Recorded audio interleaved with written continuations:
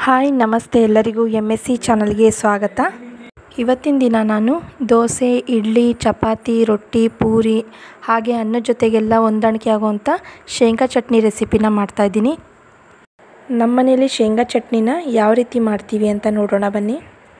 ಮೊದಲಿಗೆ gas ಸ್ಟವ್ನ on ಮಾಡಿಬಿಟ್ಟು ಹಂಚನ್ನು ಬಿಸಿ ಇಟ್ಕೊಂಡು 1/4 ಕಪ್ಪಷ್ಟು ಶೇಂಗಾ ಕಾಳನ್ನು ಹಾಕ್ಕೊಂಡಿದ್ದೀನಿ. ಈಗ ಅದನ್ನು ಚೆನ್ನಾಗಿ ಹುರಿದ್ಬಿಟ್ಟು ಒಂದು ತಟ್ಟೆಗೆ ತೆಗೆದಿಟ್ಕೊಂಡಿದ್ದೀನಿ. ಈಗ ಅದೇ ಹಂಚಿಗೆ 7 ಹಸಿಮೆಣ್ಸಿನ್ಕಾಯಿನ ಹಾಕ್ಕೊಂಡು ಹುರಿದಿಟ್ಕೊಳ್ತಾ ಇದ್ದೀನಿ. ಈಗ ಶೇಂಗಾನು ಹಸಿಮೆಣ್ಸಿನ್ಕಾಯಿನೂ ಹುರಿದಿಟ್ಕೊಂಡಿದ್ದಾಯಿತು. ಮಿಕ್ಸಿ ಜಾರಿಗೆ ಬಿಡಿಸಿಟ್ಕೊಂಡಿರೋಂಥ 2 ಬೆಳ್ಳುಳ್ಳಿ ಗೆಡ್ಡೆ, 1 ಇಂಚಷ್ಟು ಹಸಿ ಶುಂಠಿ, 1/4 ಕಪ್ಪಷ್ಟು ಹಸಿ ಕೊಬ್ಬರಿ ತುರಿ ಹಾಗೆ ಹುರಿದಿಟ್ಕೊಂಡಿರೋಂಥ ಶೇಂಗಾ ಮತ್ತು ಹಸಿಮೆಣ್ಸಿನ್ಕಾಯಿನ ಹಾಕ್ಕೊಳ್ತಾ ಇದ್ದೀನಿ. ಇದಕ್ಕೆ ನಾನು ಕೊತ್ತಂಬರಿ ಸೊಪ್ಪನ್ನು ಹಾಕ್ಕೊಂಡಿಲ್ಲ, ನಿಮಗೆ ಬೇಕಾದರೆ ಆ್ಯಡ್ ಮಾಡ್ಕೊಳ್ಳಿ. ಹಾಗೆ ರುಚಿಗೆ ತಕ್ಕಷ್ಟು ಉಪ್ಪು ಹಾಕ್ಕೊಂಡು ಸ್ವಲ್ಪ ನೀರು ಹಾಕ್ಕೊಂಡು ಗ್ರೈಂಡ್ ಮಾಡ್ಕೊಳ್ತಾ ಇದ್ದೀನಿ. ಈಗ ಇದಿಷ್ಟನ್ನು ಹಾಕಿಬಿಟ್ಟು ಈ ರೀತಿಯಾಗಿ ನುಣ್ಣಗೆ ರುಬ್ಕೊಂಡಿದ್ದೀನಿ. ಚಟ್ನಿ ಸ್ವಲ್ಪ ತರಿಯಾಗಿದ್ದರೂ ಚೆನ್ನಾಗಿರುತ್ತೆ. ಈಗ ಇದನ್ನು ಒಂದು ಬೌಲಿಗೆ ತೆಗೆದಿಟ್ಕೊಳ್ತಾ ಇದ್ದೀನಿ.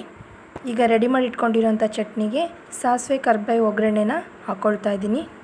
ಈಗ ಒಗ್ಗರಣೆ ಹಾಕಿದ ಮೇಲೆ ಚೆನ್ನಾಗಿ ಒಂದ್ಸರಿ ಮಿಕ್ಸ್ ಮಾಡಿಕೊಂಡ್ರೆ ಚಟ್ನಿ ರೆಡಿಯಾಗುತ್ತೆ. ಈಗ ಶೇಂಗಾ ಚಟ್ನಿ ರೆಡಿಯಾಗಿದೆ, ಸರ್ವ್ ಮಾಡ್ಕೋಬೋದು. ಶೇಂಗಾ ಚಟ್ನಿ ಮಾಡೋದು ಬಹಳ ಸಿಂಪಲ್ಲು, ಸಾಮಾನ್ಯವಾಗಿ ಎಲ್ಲರಿಗೂ ಗೊತ್ತಿರುತ್ತೆ. ಹೊಸದಾಗಿಂದ ಕಲಿಯೋರಿಗೆ ಯೂಸ್ ಆಗುತ್ತೆ ಅನ್ನೋ ಕಾರಣಕ್ಕೆ ಈ ವಿಡಿಯೋನ ಮಾಡಿದ್ದೀನಿ. ಇವತ್ತು ಮಾಡಿರೋಂಥ ಶೇಂಗಾ ಚಟ್ನಿ ರೆಸಿಪಿ ಇಷ್ಟ ಆಗಿದ್ರೆ ಅಂದರೆ ಲೈಕ್ ಮಾಡಿ, ಶೇರ್ ಮಾಡಿ, ಕಮೆಂಟ್ ಮಾಡಿ. ನನ್ನ ಚಾನಲ್ಗೆ ಸಬ್ಸ್ಕ್ರೈಬ್ ಮಾಡ್ಕೊಂಡಿಲ್ಲ ಅಂದರೆ ಪ್ಲೀಸ್ ಈಗಲೇ ಸಬ್ಸ್ಕ್ರೈಬ್ ಮಾಡ್ಕೊಂಡು ನೋಡಿ. ನನ್ನ ಚಾನಲ್ಗೆ ಸಬ್ಸ್ಕ್ರೈಬ್ ಮಾಡ್ಕೊಂಡವರಿಗೂ ಹಾಗೆ ನೋಡ್ತಾ ಇರೋರಿಗೂ ತುಂಬ ಧನ್ಯವಾದಗಳು. ಹೀಗೆ ನನ್ನ ಚಾನಲ್ನ ಸಪೋರ್ಟ್ ಮಾಡಿ ಅಂತ ಹೇಳ್ತಾ ಇವತ್ತಿನ ವ್ಲಾಗ್ನ ಮುಗಿಸ್ತಾ ಇದ್ದೀನಿ. Thank you.